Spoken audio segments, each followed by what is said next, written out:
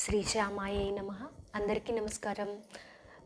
శ్రీ పంచమి సందర్భంగా అందరికీ కూడా ఆ సరస్వతీదేవి కటాక్షం అందాలనని కోరుకుంటూ అందరికీ శ్రీ పంచమి శుభాకాంక్షలు. శ్రీ రాజశ్యామలాదేవి నవరాత్రులు చేసుకునే వారందరికీ కూడా శ్రీ పంచమి పూజను నవరాత్రుల్లో జరుపుకుంటూ ఉంటారు. సమయం లేక చేయలేని వారు వసంత పంచమి రోజు మాత్రం తప్పకుండా ఆ అమ్మని పూజించుకోండి. పిల్లలకే కాదు, పెద్దవారందరికీ కూడా జ్ఞానం పెంపొందించుకోవాలి కాబట్టి. ఆ రోజున తెల్లని వస్త్రాలను ధరిస్తే స్వచ్ఛత అనేది చేకూరుతుంది మనకి. అలాగే పాలు, తేనె మరియు తెల్లని పాయసం నైవేద్యంగా అమ్మకి పెట్టుకుంటే మంచిది. పుస్తకం, పెన్ను అమ్మవారి పూజలో పెట్టుకొని పూజించి తర్వాత పిల్లలకు పంచితే సరస్వతి కటాక్షం ఆ పిల్లలందరికీ కూడా లభిస్తుంది. అమ్మవారిని తెల్లని పూలతో అలంకరించి పూజ చేస్తే జ్ఞానసిద్ధి కలుగుతుంది. ఈ జ్ఞానసిద్ధి కోసము సరస్వతీదేవిని అందరూ కూడా పూజించాలని కోరుకుంటున్నాను. లక్ష్మీదేవి రూపమైన డబ్బు అనేది చంచలంగా వివిధ రూపాల్లో ఒక్కొక్కరి చేతులు మారుతూ ఉంటుంది. కానీ విద్య, జ్ఞానం ఎప్పటికీ మనతోనే ఉంటుంది, అవునా? అలాగే మనం పంచితే అందరికీ విద్యా జ్ఞానం అందుతాయి. దాంతోపాటుగా మనకు జ్ఞాపకంగా ఇంకా వృద్ధి చెందుతుంది, అవునా కాదా? జ్ఞానం సంపదే కదా అందరికీ కూడా. పురాణాల ప్రకారం శ్రీరాములు వారు లలితాదేవి ప్రతిరూపంగాను, అలాగే రాజశ్యామలాదేవి యొక్క ప్రతిరూపంగా శ్రీకృష్ణ భగవాన్ల వారు అవతరించారు అని తెలుసు మనందరికీ కూడా. అందుకే శ్రీ శ్యామాయై నమః, రాధేశ్యామ్ అంటారు.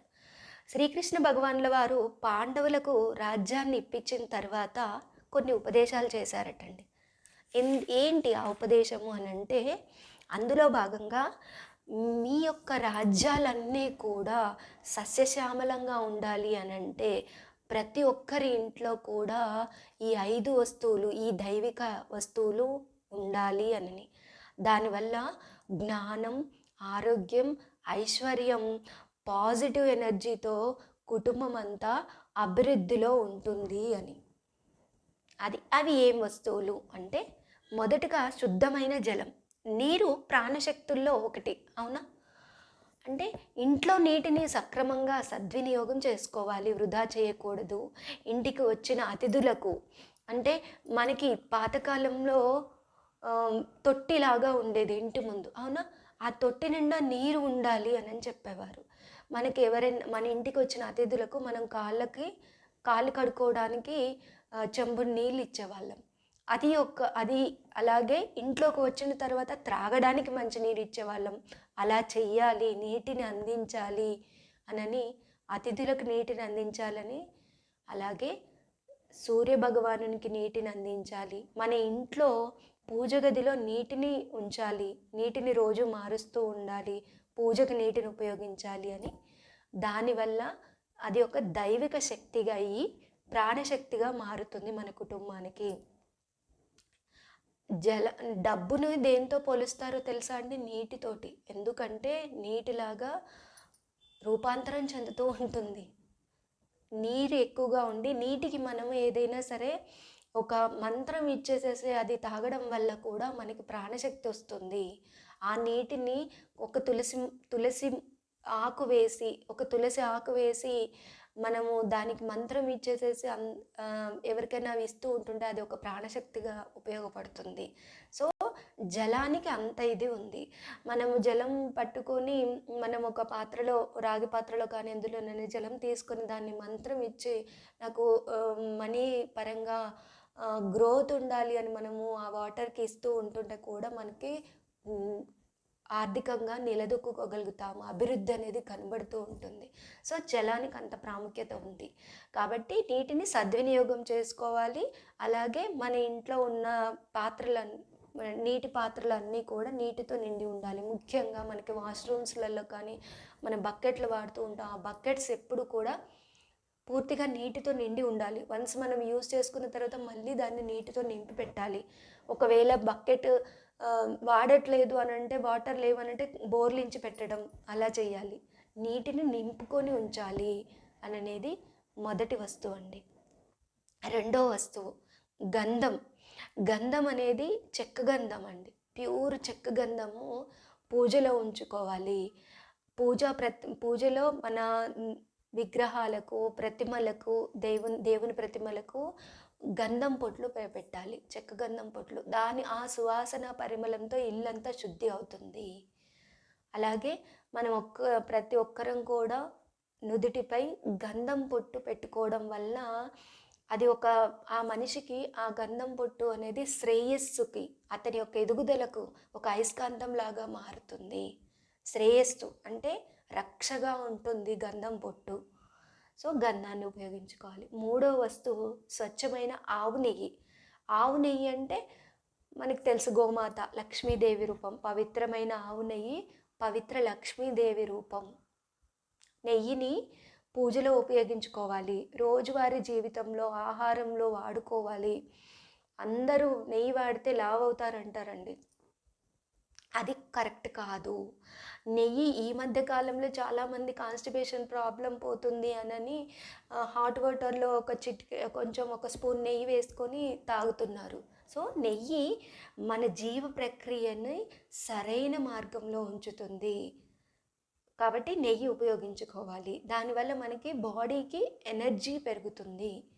సో మన రేట్ ఎక్కువ ఉంది కదా అని వాడటం మానేయద్దు. మనం బయట పెట్టే ఖర్చుల కన్నా వీటికి ప్రాముఖ్యత ఇస్తే మనం ఆరోగ్యంగా ఉంటాము.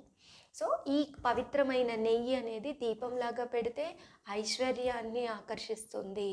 అలాగే రోజువారీ దానిలో ఆహారంగా స్వీకరిస్తే మన దేవునికి పెట్టే నైవేద్యంలో నెయ్యి వాడతాము. దీనివల్ల ఆ నెయ్యి మళ్ళీ దేవునికి పెట్టిన నైవేద్యాన్ని మనం ప్రసాదంగా స్వీకరిస్తాము. దాని వలన కూడా మనకి ఆరోగ్యం వస్తుంది. సో పుష్కలంగా నెయ్యి ఉండాలి ఇంట్లో, దానిని కూడా వృధా చేయవద్దు. సో మూడో దైవిక వస్తువు నెయ్యి, ఆవు నెయ్యి, స్వచ్ఛమైన ఆవు నెయ్యి. నాలుగో వస్తువు సరస్వతి రూపానికి చిహ్నమైన వీణ. వీణ ప్రతి ఒక్కరి ఇంట్లో ఉంటే జ్ఞానం పెరుగుతుందండి. జ్ఞానం అనేది దైవిక వస్తువే కదా. చిన్న వీణ రూపంలో కానీ లేదంటే సరస్వతి దేవిని వీణతో ఉన్న సరస్వతి దేవి ప్రతిమ కానీ, లేదు కొంతమంది సరస్వతి దేవిని పూజించేసేసి మళ్ళీ తర్వాత ఆ ఒక్కరోజు పూజించి మళ్ళీ తర్వాత లోపల పెట్టేస్తారు. కానీ చిన్న వీణని, ఆ చిహ్నాన్ని మనము పూజలో పెట్టుకొని వాడుకుంటే ఉపయోగకరంగా ఉంటుంది. ఆ వీణ పూజ రూపంలో ఉండడం వల్ల, పూజ గదిలో ఉండడం వల్ల ఆ ఇల్లు, ఆ కుటుంబము పేదరికంలో మునిగిపోకుండా కాపాడుతుందంటండి. అంటే పేదరికంలో బాధపడకుండా అభివృద్ధి అనేది చూపిస్తుందంట. అంటే ఆర్థికంగా అభివృద్ధికి చిహ్నం వీణ అని కృష్ణ భగవానుల వారు చెప్పారు. స్వచ్ఛమైన బుద్ధి, జ్ఞానము సంపదే కదా. అంటే ఐశ్వర్యం ఒకటే సంపద, డబ్బు ఒకటే సంపద కాదు, ఇది కూడా ఒక సంపదే. మనము కొన్ని విషయాలలో కొంచెం ఐడియాస్ రావడానికి, మన జ్ఞానం పెంపొందించడానికి, మనం ప్రాబ్లమ్స్లో ఉన్నప్పుడు బయటపడడానికి మన జ్ఞానం అనేది మనకు ఉపయోగపడుతుంది. జ్ఞానం అనేది సంపద, దాన్ని ఎవ్వరూ దొంగిలించలేరు. సో కృష్ణ భగవానుల వారు చెప్పింది నాలుగో వస్తువు వీణ అనేది, సరస్వతి రూపం అనేది ప్రతి ఒక్కరి ఇంట్లో ఖచ్చితంగా ఉండాలి అని. ఐదో వస్తువు తేనె, ఆర్థిక లాభాలకు సంకేతం. శ్రీకృష్ణుడు చెప్పిన విధంగా దాని ప్రకారంగా తేనె అనేది మానవుల యొక్క ఆత్మకే కాదు, అతనిలో ఉన్న, మనిషిలో ఉన్న కాంతిని శుద్ధి చేస్తుందట. అంటే ఇంట్లో తేనె ఉంటే ఆ ఇంట్లో ఉన్న ప్రతికూల శక్తులన్నీ కూడా తగ్గిపోయి సానుకూలమైన బలమైన శక్తి కలిగి ఉంటుంది ఆ ఇంటి వాతావరణము. నైవేద్యాలకు ఉపయోగించుకోవచ్చు మనము. అలాగే పిల్లలు, పెద్దలు రోజుకు ఒక స్పూను తేనె తినడం వల్ల నాలుక పల్చుగా అయ్యి మనం మాట్లాడే ప్రతి మాట స్పష్టంగా వస్తుంది, బుద్ధి జ్ఞానం పెరుగుతుంది అని ఈ తేనె ఉపయోగించుకోవాలి అని చెప్పారు. అంటే ఆర్థికంగా నిశ్చలత్వాన్ని ఇస్తుందంటండి తేనె. అంటే తేనె ఆర్థిక లాభాలకు సంకేతం అట. తేనె ఎవరి ఇంట్లో ఉంటే దానికి ఇంప్రూవ్మెంట్ అలా ఉంటుంది.